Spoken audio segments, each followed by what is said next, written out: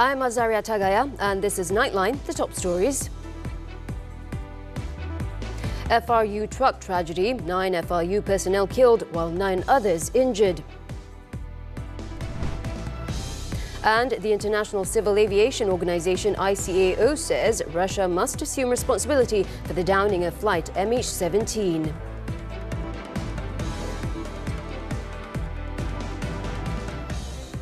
Police have detained the lorry driver involved in Tuesday's crash, which killed 9 Federal Reserve Unit FRU officers in Teluk Intan. Deputy Inspector General of Police Datuk Sri Ayub Khan Maidin Piche confirmed that the 45-year-old man has a prior criminal record. According to Ayub Khan, the 45-year-old man had 1 previous conviction involving drugs, 4 for theft and 1 for rape. He said the driver will be brought to court on Wednesday for a remand hearing. In the 8:30 a.m. fatal crash, a convoy of 5 FRU unit vehicles was returning from a public order deployment in Teluk Intan. The convoy was heading to its base in Sungai Senam Ipoh when one of the lorries transporting 18 officers collided with a trailer loaded with rocks, resulting in heavy casualties. 8 officers died at the scene while another succumbed to his injuries at the Teluk Intan hospital. 9 others were injured, with 3 in critical condition. The case is being investigated under the Road Transport Act for reckless driving causing death.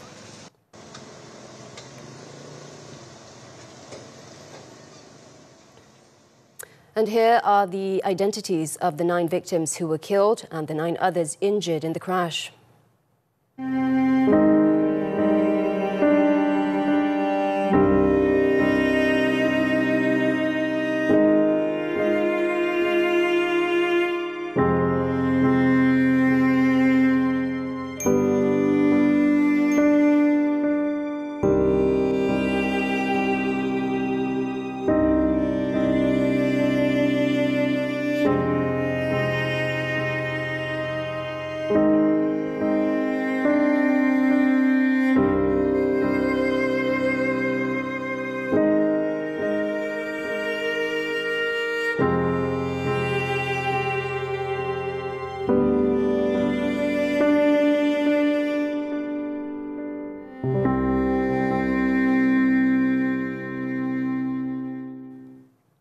Now, the atmosphere at the scene quickly shifted from panic and chaos to sorrow and grief as the victims' family members arrived. The tragedy has brought deep sadness not only to the relatives, but also to the victims' comrades. Upon arrival, the victims' next of kin appeared visibly shaken and deeply affected by the news. Fellow FRU personnel were also overcome with emotion as they called their loved ones to inform them of the tragedy. Both the victims' families and the surviving personnel had to be comforted by fire and police officers at the scene. The situation grew even more emotional when the 9 victims' next of kin arrived at the Teluk Intan Hospital Forensic Unit to claim their remains following the post-mortem. The victims' loved ones mourned their loss, grieving the passing of those closest to them. Memang tugas dia kan. Sebelum ni dia tugas am di Johor, Luang Johor. Pindah FRU tukar 2016. Sepanjang dia bertugas dalam FRU ni macam mana dari segi dedication dia lah? Seorang yang komitmen dengan tugas dia. Dia jumpa saya 2 minggu lepas. 2 minggu lepas dia datang ke rumah. Dia sembang-sembang dengan dia lah. Saya tengok apa hubungan dia dengan keluarga kami itu memang erat lah. Memang cantik, tak ada apa masalah pun.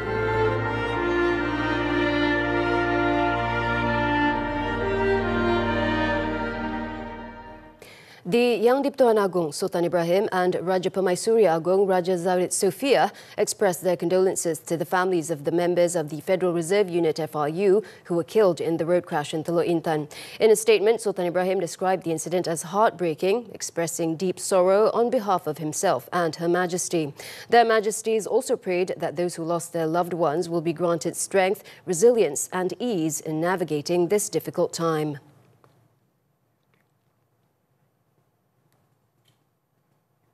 Meanwhile, the Prime Minister has called for a comprehensive investigation into the tragedy. He said this in a social media post on Tuesday. In his message of condolence, Anwar stressed the need for immediate support to be provided to the victims and their families. Anwar said he also prayed for the swift recovery of those injured and that all matters be eased for them.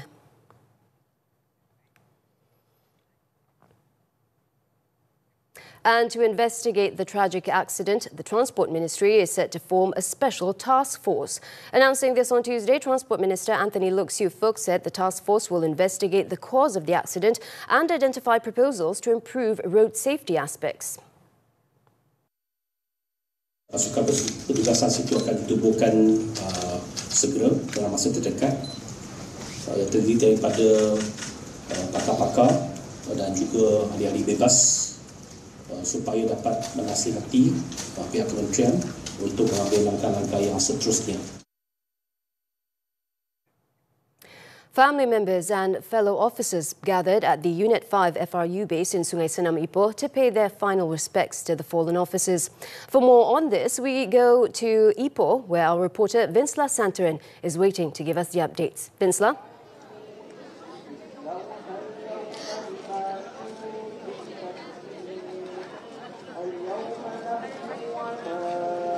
Thank you, Azaria, reporting from Unit 5 base Sungai Senam. The situation here, most of the residents, colleagues living in the quarters have gathered to pay their respects. As you can see behind me, hundreds of residents gathered here since 9 p.m. waiting for the remains that will be brought to the Unit 5 FRU base in Sungai Senam, Ipoh here for final respects. Azaria, at around 7 p.m, about 30 FRU personnel were seen making preparations at the base.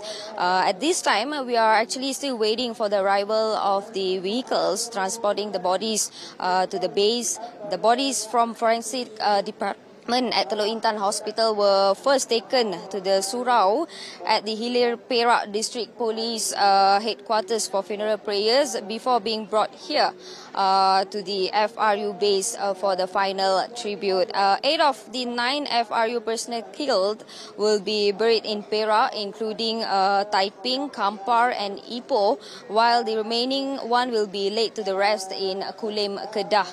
The bodies of the 3 victims were actually taken out from the forensic department at Teluk Intan Hospital, and the remains of Constable Akmal Wafi Anwar, 28 years old, Corporal Muhammad Hilmi Muhammad Azlan, 38 years old, and Corporal Muhammad Pozli Jaudin, 41 years old, were taken to the Surau at the Hilir Perak District Police Headquarters for funeral prayers at around 10:30 p.m.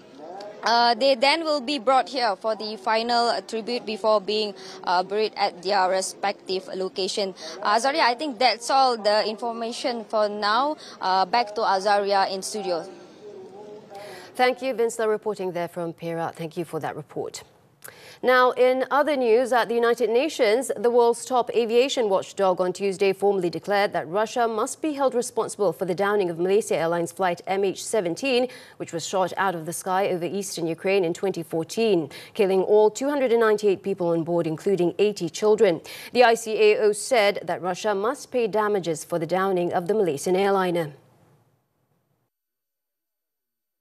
The International Civil Aviation Organization ICAO said Russia supplied the missile system that struck the passenger jet, calling it a flagrant breach of international law and air safety standards.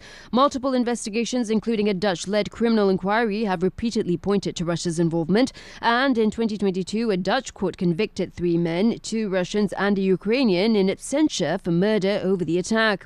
Moscow has consistently denied responsibility, calling the case politically motivated. However, the ICAO's latest decision marks a strong international condemnation and a call for justice nearly a decade after the tragedy.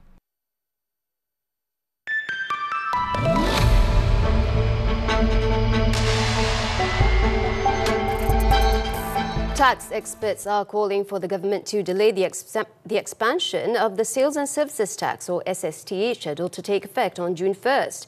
They argue that key implementation details, including official guidelines, have yet to be clearly outlined.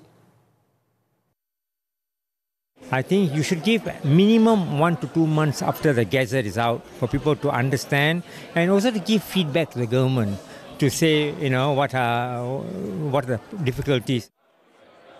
The delay will also give businesses the necessary time to update their tax systems. Without this buffer, the rushed implementation could lead to rising operational costs as industry players would be left scrambling without a well-defined rollout plan. The SST expansion, which was originally set to begin in May, includes select premium goods. However, its introduction was deferred to June 1st.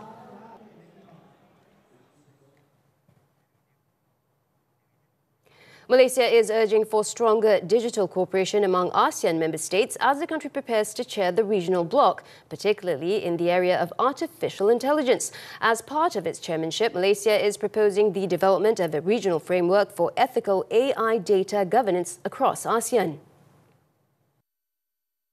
Now, of course, the question is how we craft our own policy, and then after that escalate it to ASEAN level to see whether or not we can find a mechanism by which all of us can work together. I think AI is something that is going to impact on everyone, not just in our country, regionally, globally. The proposed framework is expected to take centre stage at the ASEAN AI Summit in August, which will be held in Kuala Lumpur. It will cover key areas including AI governance, regional safety protocols and ethical standards. Malaysia is also currently developing its own national AI governance model and has offered to host a pilot project for ASEAN's digital AI governance framework. The US is lowering tariffs on low-value packages from China, marking another de-escalation in trade tensions between the world's two largest economies. The White House said in an executive order on Monday that it will cut the so-called de minimis tariff on cheap parcels from China, including Hong Kong, to 54% from 120%. The tariff cut will start on Wednesday with a flat fee of $100 remaining. The tariff relief, which affects big Chinese e-commerce players including Shein and Temu, follows a deal between Beijing and Washington to unwind most of the duties imposed on each other's goods since early April, after weekend talks in Geneva. Previously, the exemption allowed items valued at up to $800 and sent from China via postal services to enter the US duty-free and with minimal inspections.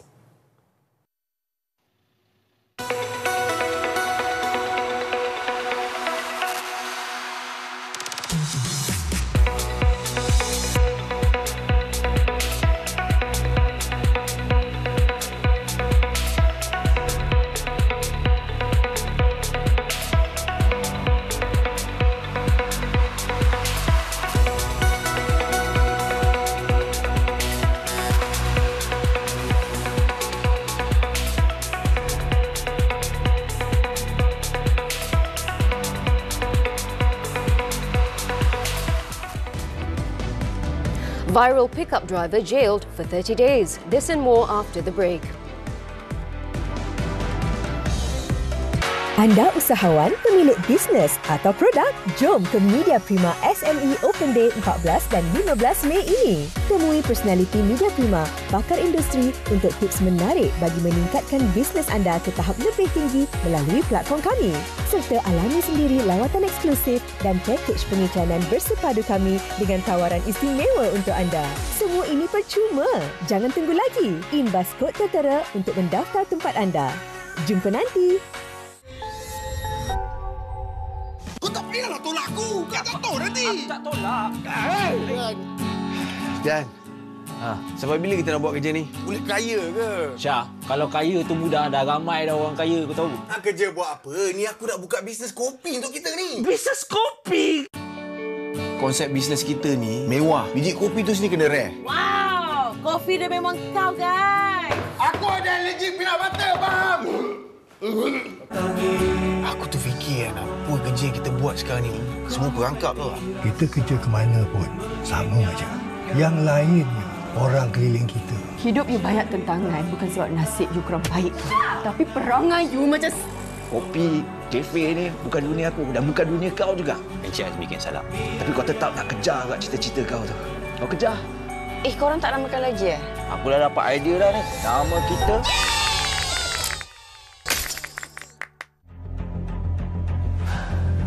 I kill you. You try to kill me, Dia kata dia memang nak bunuh saya.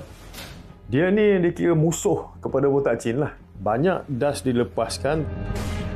Dia tak kira masa dan tak kira tempat tau. Dia meropak ni. Ada peluang aja, dia meropak kedai emas. Kata dia sudah tidak tahan duduk lama di penjara dan dia tanya bila yang dia akan digantung.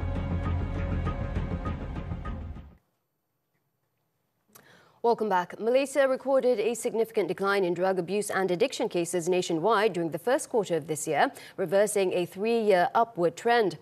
Home Minister Datuk Seri Saifuddin Nasution Ismail said drug-related cases dropped by 10.5% to 108,409 individuals as of March, compared to 121,170 cases during the same period last year. Dia ada penurunan sebanyak 10.5%. Yang menyumbang kepada penurunan first quarter ini adalah kerana menurunnya angka di Kelantan. Dan itu sangat dikaitkan kerana kami sudah menutup pengkalan haram, jalan tikus yang antara penyumbang utama kepada kemasukan. Saifuddin said this during a media conference after the ministry's monthly assembly in Putrajaya on Tuesday. The minister said beyond tighter border controls, continuous enforcement operations and intensified public awareness campaigns since early this year have also contributed to the downward trend. He said this early downward trend demonstrates the effectiveness of the government's comprehensive and multi-agency approach to tackling drug abuse, a long-standing challenge for the country.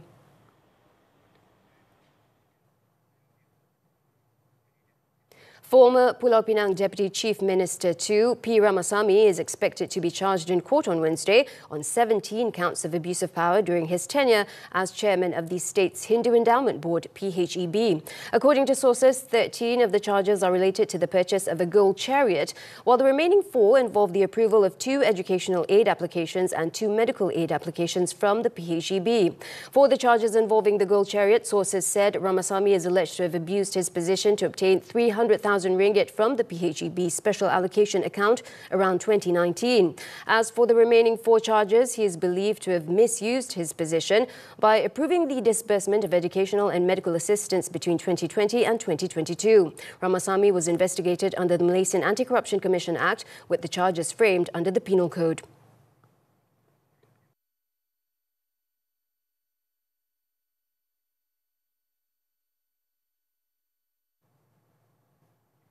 A car accessory salesman has been sentenced to 30 days in jail and fined 12,000 ringgit after pleading guilty to reckless and dangerous driving, which caused injuries to a married couple.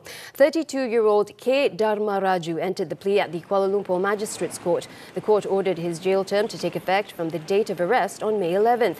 He was also disqualified from holding or obtaining a driver's license for no less than 5 years. The case gained public attention after a video of the incident went viral, showing a pickup truck fleeing the scene after ramming into a motorcycle ridden by the couple. Both victims suffered serious injuries, including broken ribs and brain hemorrhaging.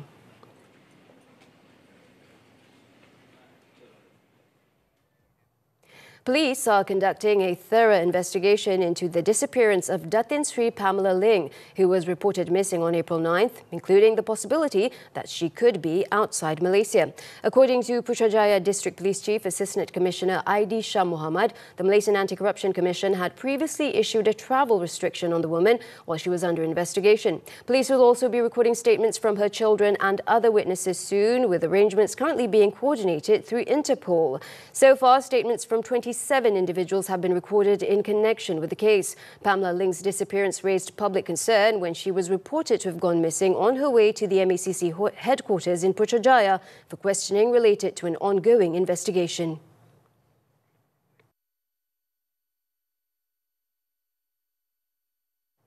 In Malacca, a married couple pleaded not guilty in the Alor Gajah Sessions Court to charges of child neglect, which resulted in their 2-month-old baby sustaining injuries earlier this month. Nur Khairuni Sajusni and Nur Azmi Abdullah, both aged 22, are accused of exposing their baby to conditions that resulted in injuries to his head and body. The alleged incident took place at a house in Alor Gajah between May 2nd and May 5th. The charges under the Child Act 2001, read together with the Penal Code, provides for a fine of up to 50,000 ringgit, up to 20 years imprisonment or both. Judge Aiza Khairuddin set bail at 10,000 ringgit each. The court set June 12th as the next mentioned date.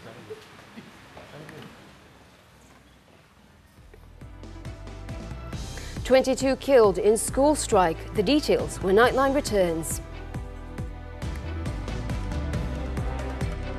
Hari Ahad malam lah paling best nak layan filem-filem blockbuster di TV3. Syarat! Cintan-cintun luar angkasa pun ada. It's gonna be okay. Are you serious? Dead serious. Berdebar tak berdebar ni?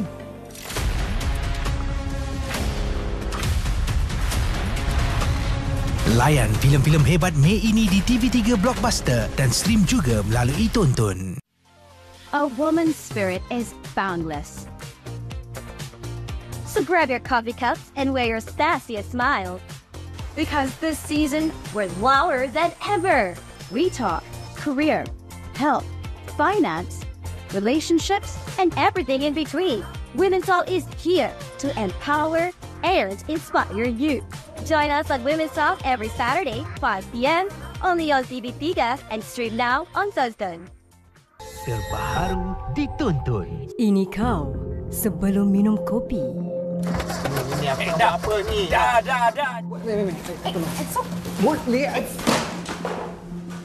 Kau yang pinjam duit Along, lepas tu sampai Along ni take over kita punya bisnes. Pahal. Tak matang doh korang. Cuba minum brew secawan. So plan korang nak operate mesin ni dalam van ni ke? Bersyukurlah sikit. Kita bisnes start kecil-kecil lah dulu. Kita bukan stres.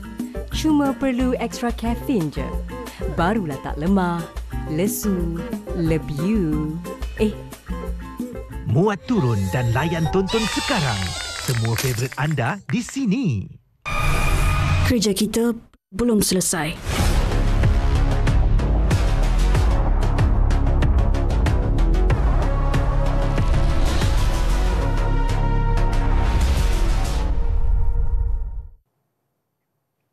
Back now with the foreign news. Ballot counting in the Philippines midterm election is now underway, with millions of votes being tallied for over 18,000 positions nationwide.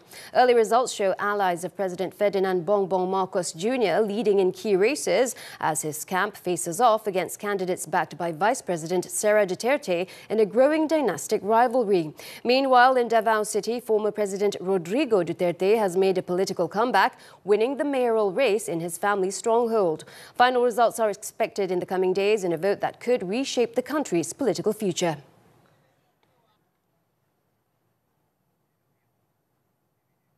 In Myanmar, at least 22 people, including children, were killed after a military airstrike hit a school in Kaya State, despite a nationwide humanitarian ceasefire declared by the military junta just weeks ago. The school was sheltering displaced civilians when jets reportedly bombed the area, turning a place of refuge into a scene of carnage. The military has yet to comment on the attack. However, human rights groups are calling it a war crime and said the strike violates international law as well as the junta's own ceasefire.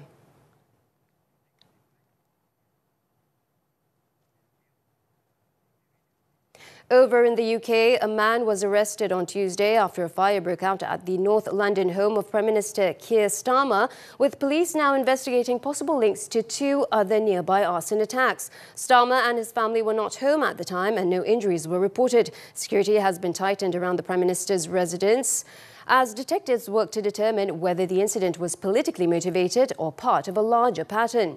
Meanwhile, local media reported that the suspect, a man in his 40s, is also being questioned over fires at two other properties in the area. The investigation remains ongoing as authorities urge the public to remain vigilant but calm.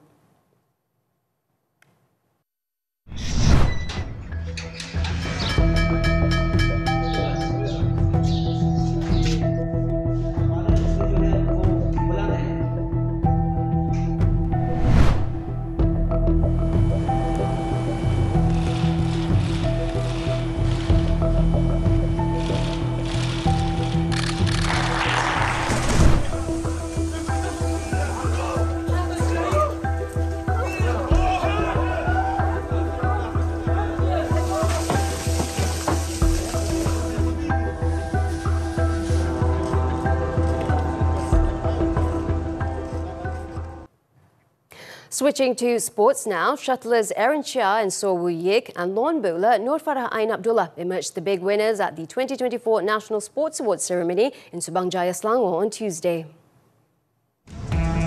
Men's badminton doubles pair Aaron Chia and So Woo Yik were named National Sportsmen of the Year, marking their second win after first receiving the honour in 2022.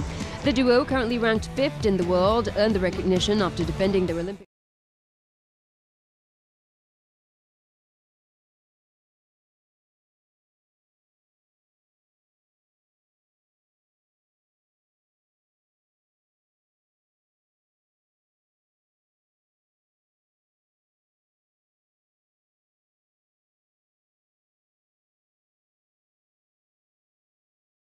On behalf of Aaron and Woo Yik, as the duo were unable to attend the ceremony due to their participation in the 2025 Thailand Open.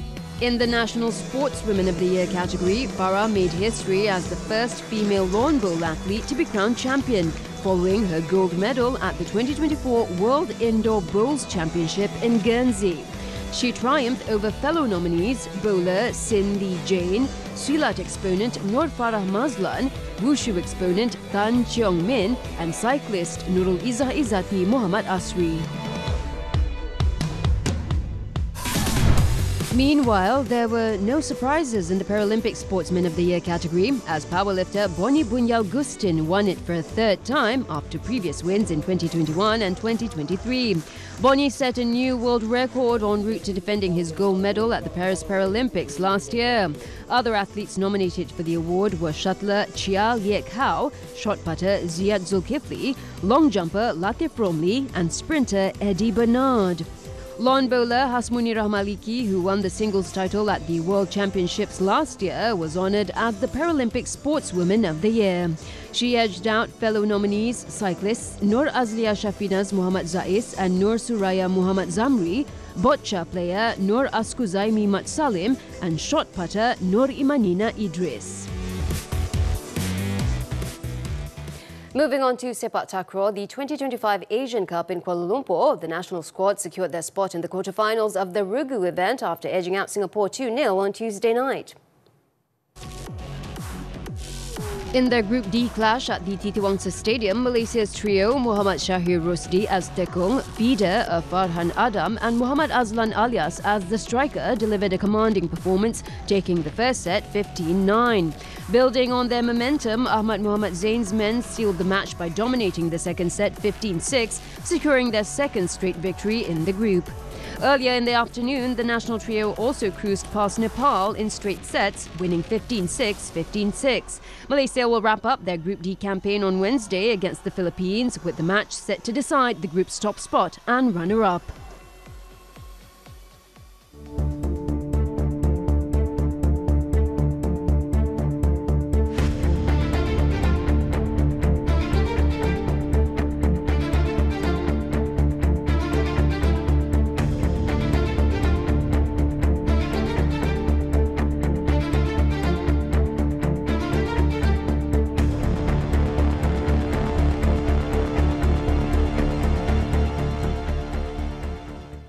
And that is it for Nightline this time around. As we wrap up, let's take a look. As an ambitious artistic response to the climate emergency, a spectacular migration of life-sized puppet animals embarked on an extraordinary 20,000-kilometre journey from Central Africa to the Arctic Circle.